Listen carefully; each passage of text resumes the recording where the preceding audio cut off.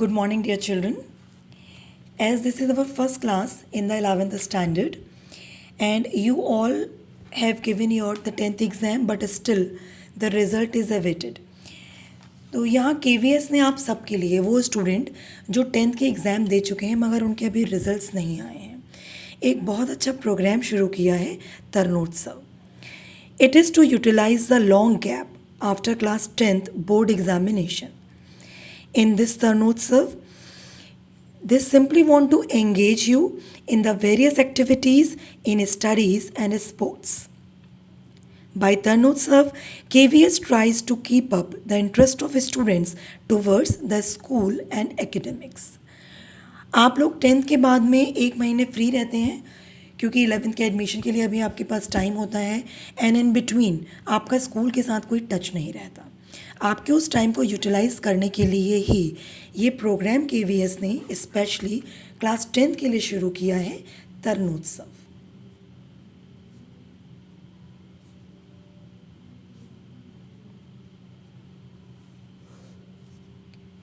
(2020-21) and in this program that means all the teachers will talk to you to improve your language skill,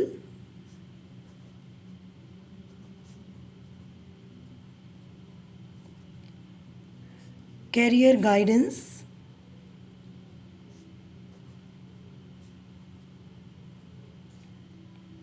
and counseling,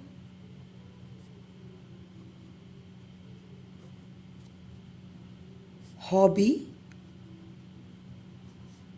and skill development,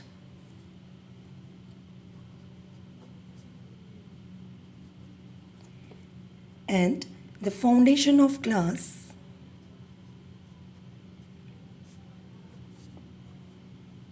(11th). So these are the important criteria in which all the teachers we will talk to you. Now you see, as in the language skill, your language teachers, that is the Hindi and English teachers, will give you some tips about language skills and to improve and make the language impressive. Hobby and skill development, if you have interest to play some games or sports, so your sports teacher just talk to you about this topic. Foundation of class 11th, all the teachers of different subjects who are taking in humanities, in the science, in commerce, they will talk to you about it. Now today, the session which I am going to start over here is the career guidance and counseling. As I am the class teacher of 11th, so I just want to tell you something about your career and the subject which you are going to opt in the 11th standard. I know that most of you have decided about your subjects, but some may be in confusion. Today, I will give you an idea how to select a stream. And first of all, let us discuss कि 10th के बाद आपको कौन कौन सी branches हैं जिनमें आप जा सकते हैं. Okay, so these are 3 branches or streams: science, as you all know, commerce, and humanity or arts.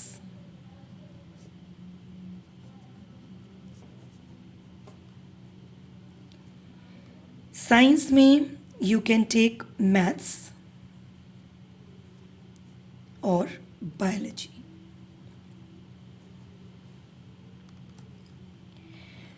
First of all, I just want to tell you, dear children, that all the subjects are equally good. Okay, so you just don't think about कि science is better than the commerce or the humanities. But the important point is which subject you want to study. And for this purpose, first you have to decide your goal. That means what exactly you want to do. आप क्या करना चाहते हैं, आप क्या बनना चाहते हैं, ये सबसे इम्पॉर्टेंट है आपके लिए. और आप एक बात हमेशा याद रखिए बेटा, आप किसी भी फील्ड में चले जाइए, हज़ारों लाखों लोग काम कर रहे हैं, चाहे वो डॉक्टर्स हों, चाहे वो इंजीनियर्स हों, MBAs, CA and definitely teachers. लेकिन सक्सेसफुल वही है जो अपना बेस्ट दे रहे हैं। और अपना बेस्ट कौन दे सकता है? डेफिनेटली आप अपना बेस्ट तभी दे सकते हैं, ये तभी पॉसिबल है जब आपने अपने सब्जेक्ट का सिलेक्शन अपने इंटरेस्ट और कैलिबर के अकॉर्डिंग किया हो। मैं आपसे फिर कह रही हूँ, it is important to decide your subject on the basis of your interest and calibre, क्योंकि ये बिल्कुल भी ज़रूरी नहीं है कि हर स्टूडेंट जितनी अच्छी तरीके से सोशल्स कर रहा है साइंस भी कर सके। एट द सेम टाइम ये भी ज़रूरी नहीं है हर बच्चा जो मैथ्स में बहुत अच्छा है वो उतना ही अच्छा हिंदी और इंग्लिश में भी हो। So first decide what exactly you want to do in your life, and for this you have sufficient time, so please discuss everything with your parents, teachers and elders. Definitely your parents, your teachers, your elders यानी कि आपके बड़े भाई बहन आपकी help कर सकते हैं ये डिसाइड करने के लिए कि आपको 10th के बाद कौन से सब्जेक्ट चूज़ करने चाहिए। अपना टाइम लीजिए। अगर आपको फिर भी कोई डाउट है अपने टीचर्स से बात कीजिए। आप और कुछ नहीं कर सकते, 11th की NCERT बुक्स में से स्टार्टिंग के 2 चैप्टर्स पढ़ना शुरू कीजिए। Then you just come to know कि केमिस्ट्री, फिज़िक्स, बायोलॉजी, मैथ्स या फिर इकोनॉमिक्स कौन से सब्जेक्ट आपको ज़्यादा अच्छी तरीके से समझ में आ रहे हैं। And once you decide what exactly you want to do then it will be very easy to study. And here मैंने आपके लिए कुछ कलेक्शन भी किया है just to tell you about the job opportunities in the different fields. You see here, these are the job in science. As you see, you can be analytical chemist, animal technologist, archaeologist, astronautical engineer, astronomer, cartographer, forensic scientist or geochemist. So these are the opportunities in science. In biology, what you can do? As you know, medical is one option, that is doctors. Doctors के अलावा biological technician, biochemist, genetic counselor, health communication specialist, health educator, pharmaceutical medical product sales, physician assistant and nurse, medical and health services manager. So these are the opportunity in biology. आप ऐसा बिल्कुल मत सोचिए कि अगर आपने बायो ऑप्ट किया है तो आप केवल डॉक्टर्स ही बन सकते हैं, उसके अलावा भी आपके पास बहुत सारे ऑप्शंस हैं। Some job opportunities for humanities. Teaching is one of the very good profession, and this advertising sales agent, then technical writer, artist, counselor, event organizer, public relation manager and travel agent. So you can see humanities या arts के बाद भी आपके पास बहुत सारे options खुले रहते हैं। And if you want to opt commerce then again there are so many options over here. Chartered accountant, CA, company secretary, CS, finance, bank PO and teaching is one more option if you want to go in commerce. So you see that there are so many options in all the fields. So it is not must to take any of the subject just because that your elder brother and sister opted it. Okay सबसे पहले अपने दिमाग में ये clear कर लीजिए बच्चों कि आपको किस फील्ड में जाना है। यहाँ कोई भी कन्फ्यूजन नहीं होना चाहिए। कभी कभी ऐसा होता है, क्योंकि I am a chemistry teacher और मैं हमेशा ये देखती हूँ कि पेरेंट्स के प्रेशर में आकर बच्चे साइंस ऑप्ट कर लेते हैं एंड आफ्टरवर्ड्स उन्हें बहुत सारी प्रॉब्लम्स फेस करनी पड़ती हैं। बट इफ़ यू डिसाइडेड, आपने ये सोच लिया है, आप इस बात के लिए पूरी तरह तैयार हैं कि आप साइंस स्ट्रीम में ही जाना चाहते हैं, तो being a chemistry teacher there are some very important point which you have to do from the very first day.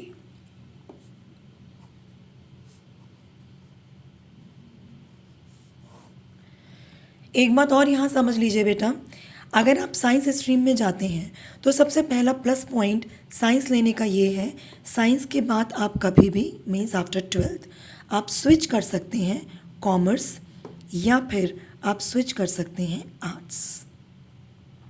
ये दोनों ऑप्शंस आपके पास खुले रहेंगे। साइंस लेने में भी आप अगर पीसीएम लेते हैं, आप मैथ्स में जाएंगे, इंजीनियरिंग के एग्ज़ाम्स दे सकते हैं। उसके अलावा मैंने आपको अभी बहुत सारे और ऑप्शंस भी बताए। अगर आप पीसीबी ऑप्ट करते हैं तो बायोलॉजी आपने ऑप्ट किया है, मेडिकल के सारे ऑप्शंस आपके पास खुले हुए हैं। और अगर आप यहाँ पीसीएमबी ऑप्ट करते हैं तो मेडिकल यानी कि आप बायो लेकर मेडिकल में भी जा सकते हैं, और अगर आपके मैथ्स में अच्छे मार्क्स आप गेन करते हैं तो आप इंजीनियरिंग का ऑप्शन भी आपके लिए खुला है। साइंस का एक यही बेनिफिट है कि आपके लिए आगे सारी स्ट्रीम्स खुली हैं। But remember, science is not an easy subject. Okay, so if you want to take science, what you have to do first, from the very first day, I am telling you, from the very first day in 11th standard, you all be regular in your studies. Means आप जितना भी रोज़ पढ़ेंगे उसके proper notes बनाएंगे, उसका revision करेंगे। वो topic चाहे कितना भी आसान क्यों ना लग रहा हो, but it is must to do. Okay, second, starting 2 month create a difference. शुरू के 2 महीने में आप में से वो जितने भी स्टूडेंट्स हैं जो बहुत अच्छी तरीके से प्रिपरेशन कर लेते हैं, अपना PT1 या UT1 बहुत कॉन्फिडेंस के साथ देते हैं और बहुत अच्छे मार्क्स गेन करते हैं, उनका ग्राफ बहुत ऊपर जाता है। And third, what you will do, regular monitoring. Regular monitoring means अपने लिए खुद आपको एक ग्राफ प्रिपेयर करना है, चाहे वो क्लास टेस्ट हों, चाहे वो आपके UTs हों। Dear children, please take each and every exam very seriously. If you are not doing so, that means आपको पता भी नहीं चलेगा कि कब आपने फिज़िक्स, केमिस्ट्री, मैथ्स या फिर बायो का एक बहुत इंपॉर्टेंट चैप्टर या टॉपिक मिस कर दिया, और उसके बाद उसको कोप अप करने के लिए आपको बहुत स्ट्रगल करना पड़ेगा। So monitor yourself regularly.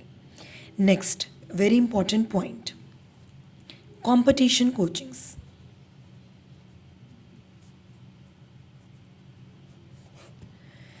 ये एक बहुत इंपॉर्टेंट पॉइंट इसलिए है because every student want to be an engineer और अ डॉक्टर, और उस कारण से अक्सर ये होता है कि आपके पेरेंट्स आपको स्कूल के साथ साथ कंपटीशन बैचेस में एडमिशन दिला देते हैं।